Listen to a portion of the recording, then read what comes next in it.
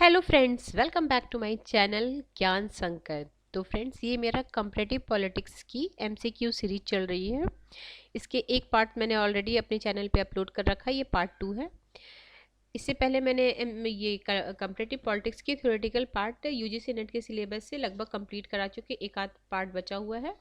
अगर आपने वो नहीं देखा तो प्लेलिस्ट बनी हुई कंपैरेटिव पॉलिटिक्स की, आप जाके उसे देख लीजिए। ये एमसीक्यू है, इसके द्वारा भी मैं क्विक रिवीजन आपकी करा दूंगी। और ये पिछले जो कई स्टेटों में एग्ज़ाम हुए हैं उनके ये क्वेश्चंस हैं। तो अगर आप जब थ्योरेटिकल पार्ट पढ़ते हो उसके बाद जब एमसीक्यू करते हो तो आपके कॉन्फिडेंस बिल्ड होता है कि नहीं, जो मैंने पढ़ा अब मेरे से क्वेश्चन भी बन रहे हैं। तो फ्रेंड्स, अगर आपको किसी वजह से मेरा चैनल हेल्पफुल लग रहा है, अगर आपके प्रिपरेशन में थोड़ी भी हेल्प करिए, तो आप प्लीज़ मेरे चैनल को सब्सक्राइब कीजिए, अपने फ्रेंड में शेयर कीजिए और मेरे वीडियो को लाइक कीजिए। तो आज का क्लास स्टार्ट करते हैं। संघवाद। तो कथन कारण का पहला क्वेश्चन हमारा, संघीय व्यवस्था में आवश्यक रूप से स्वतंत्र न्यायपालिका का विधान है। ठीक है, यह केंद्र तथा इकाइयों के बीच उत्पन्न विवादों का समाधान करती है। बिल्कुल सही बात है, दोनों सही कह रहा और उस बात का एक्सप्लेन भी कर रहा है। तो option A is the right answer. मैं फटाफट कराऊंगी फ्रेंड, ताकि जल्दी कम टाइम में आप ज़्यादा क्वेश्चन सॉल्व कर पाओ।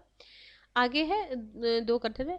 संघात्मक ढांचे में केंद्रीय सरकार का शक्तिशाली होना स्वाभाविक है। संघात्मक ढांचे में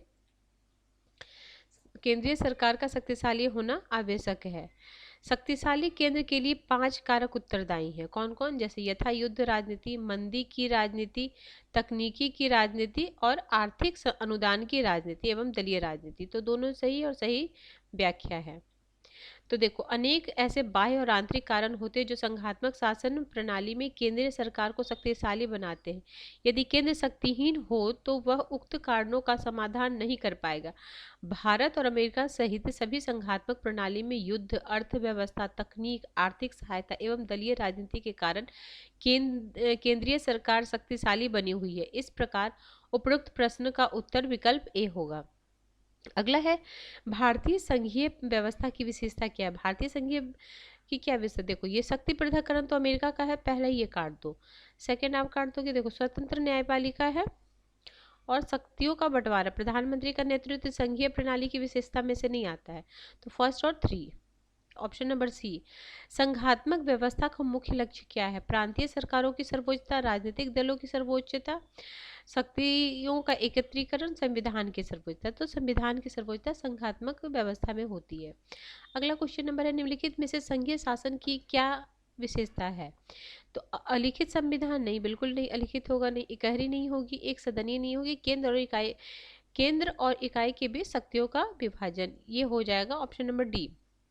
निम्नलिखित में क्या भारतीय संघवाद का अनिवार्य लक्षण नहीं है? अनिवार्य लक्षण नहीं है। एकात्मक सरकार, शक्तियों का विभाजन, न्यायालय का प्राधिकार, संविधान की सर्वोच्चता। देखो क्या नहीं है पूछ रहा है, ये तीनों है तो क्या नहीं है? एकात्मक सरकार। ये भारतीय संघवाद व्यवस्था के लिए अनिवार्य लक्षण नहीं है। क्वेश्चन को बेटा एक एक लाइन को पढ़ना बहुत ज़रूरी है।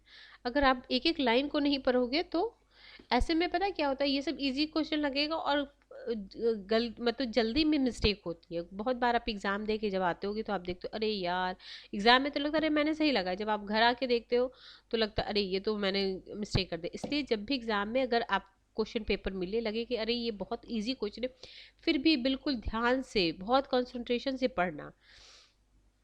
इसलिए मैं मॉक टेस्ट ज़्यादा से ज़्यादा कराऊंगी अब, क्योंकि अब तो एग्ज़ाम ही का टाइम आ गया। अब देखो यूजीसी नेट भी जून में होगा और यूपी का अगर आप किसी कोई भी यूपी के हो तो यूपी में भी जुलाई तो नहीं तो अगस्त में हो ही जाएगा टीजीटी का। इसके अलावा अगर आप बिहार के हो तो वहाँ भी एग्ज़ाम तो चल ही रहा है, राजस्थान में वैकेंसी आएगी ही, तो आप एकदम तैयारी में लग जाओ। अगर आप DSSB के एस्पायरेंट हो तो उसके लिए भी ये चैनल काफ़ी हेल्पफुल रहेगा आपके पीजीटी और टीजीटी के लिए। अगला है, शब्द फेडरलिज्म फोडस से ग्रहण किया गया है, यह किस भाषा से है? तो सबसे पहले तो ये भाषा जान लो किस भाषा से, तो लैटिन भाषा से। अब इसका मतलब क्या होता है? इसका मतलब होता है संधि और समझौता। ठीक है, और ये जो जो आधुनिक युग में इसका प्रारंभ 1887 अमेरिकी संविधान की रचना के साथ हुआ है। निम्नलिखित में अमेरिकी संघ राज्य पद्धति की विशेषता नहीं है। तो क्या नहीं है, इसकी विशेषता ही मैं पूरा पढ़ा दे रही हूँ, फिर आप इसका आंसर ऐसे बता देते हैं। इसका आंसर सी होगा, न्यायिक संगठन। न्यायिक संगठन के 3 समुच्चय, ये गलत है। बाकी शक्ति का विभाजन, सर्वोच्च न्यायालय के अस्तित्व और लिखित संविधान। अब इसकी क्या क्या विशेषता है वो भी आप देख लीजिएगा। फिलाडेल्फिया सम्मेलन, अब ये भी याद रखिएगा फिलाडेल्फिया सम्मेलन कब हुआ था, 1787। या तो आप ऐसे कोरिलेट करके याद रखो, जो हमारा सब प्रथम स्वतंत्रता संग्राम था 1800 नहीं, हमारा तो 1857 था ना। 87 में कुछ और भी हुआ हो तो ऐसे कोरिलेट करके खुद भी याद कर रखने की कोशिश करो। 1787 के माध्यम से अमेरिका ने जिस संविधान का निर्माण किया उसके निम्नलिखित विषय क्या है। लिखित संविधान, संघात्मक संविधान, अवरोध एवं संतुलन का संबंध सरकार के तीनों अंगों के मध्य, आदेशात्मक शासन प्रणाली, अत्यधिक संक्षिप्त संविधान, अनम्य संविधान, प्रतिनिधित्व, गणराज्य, न्यायिक सर्वोच्चता, शक्तियों का विभाजन, मौलिक अधिकार, संविधान की सर्वोच्चता, जनता की प्रभुत्व, संपन्नता, लूट प्रथा और दोहरी नागरिकता।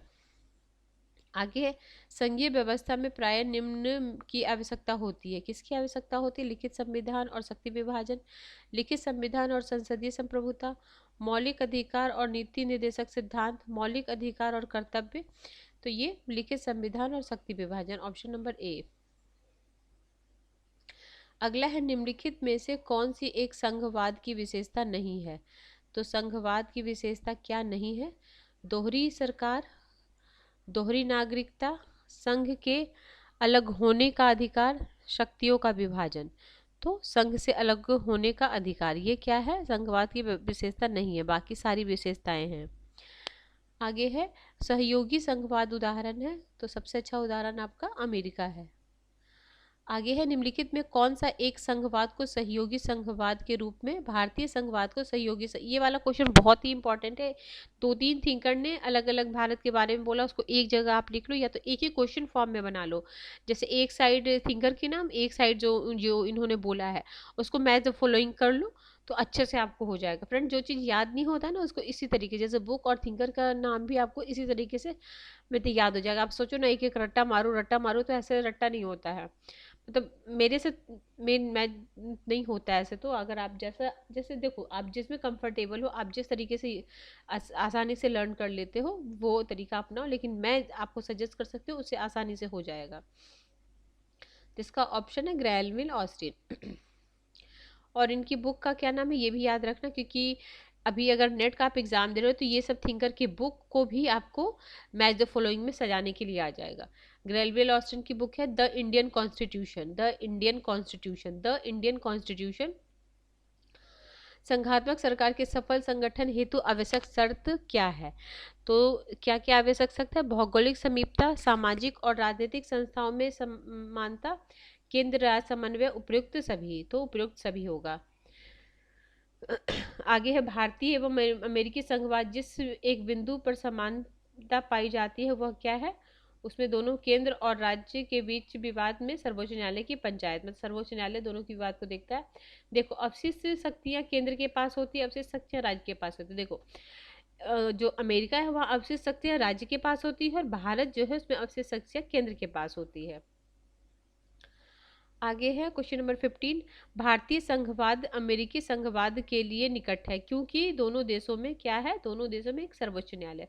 तो फ्रेंड्स, आज मैं 20 क्वेश्चन तक करा पाऊंगी क्योंकि मुझे कुछ काम है, तो मैं आज 20 क्वेश्चन तक आपको करा दूंगी। फिर कल के क्लास में मैं ज़्यादा क्वेश्चन लेने की कोशिश करूंगी। निम्नलिखित में से किसने भारतीय संघवाद को सौदेबाज, देखो अब सौदेबाज किसने बोला? सौदेबाज मॉरिस जॉन। आप एक बार प्लीज़ ये सबको एक जगह लिख लेना, बहुत कन्फ्यूजन होता है। अभी तो आपको बहुत आसान लगेगा लेकिन एग्जाम में आप कन्फ्यूज हो जाओगे। निम्नलिखित में से किस देश का संविधान संघीय दृष्टा का नहीं है? तो किस क्या नहीं है? ग्रेट ब्रिटेन का नहीं है। निम्नलिखित में कौन सा युग्म सही सुमेलित नहीं है? Bharat, Australia, America, Britain. तो भारत संघवाद ठीक, ऑस्ट्रेलिया संघवाद ठीक है, अमेरिका संघवाद ठीक है, ये ब्रिटेन तो नहीं है, तो ये खत्म हो गया। भारतीय संघवाद को उदाहरण के उत्कृष्ट किस नाम से विश्लेषित किया गया? तो इसको बोला गया अर्ध संघवाद। और ये कौन बोले थे? केसी वियर ने बोले थे। और केसी वियर के मॉडर्न कॉन्स्टिट्यूशन, देखो इंडियन कॉन्स्टिट्यूशन था इनका, ये दिखाती हूँ मैं किसका सहयोगी संघ, हाँ ये द इंडियन कॉन्स्टिट्यूशन किसका है? ग्रेवियल ऑस्टिन का है। और इनका क्या है? Modern constitution. देखो थोड़ी बहुत नाम में अंतर है, ठीक है, अब एक जगह इसको लिख लेना। क्वेश्चन नंबर 20 आज के क्लास का लास्ट सवाल है। ये देखो यूपी पीजीटी 2021 में आया ये कोटेशन है। भारतीय संविधान सहायक एकात्मक विशेषताओं सहित एक संघीय राज्य की स्थापना के स्थान पर सहायक संघीय विशेषता सहित एक एकात्मक राज्य की स्थापना करता है। तो ये हो जाएगा आपका ऑप्शन नंबर ए। ठीक है फ्रेंड। तो फ्रेंड्स, अगर आपको किसी वजह से ये चैनल हेल्पफुल लग रही है, अगर आपके प्रिपरेशन में थोड़ी भी हेल्प करिए, तो आप प्लीज़ मेरे चैनल को लाइक कीजिए, सॉरी मेरे वीडियो को लाइक कीजिए, मेरे चैनल को सब्सक्राइब कीजिए और अपने फ्रेंड में शेयर कीजिए। Till then bye bye, see you in next video.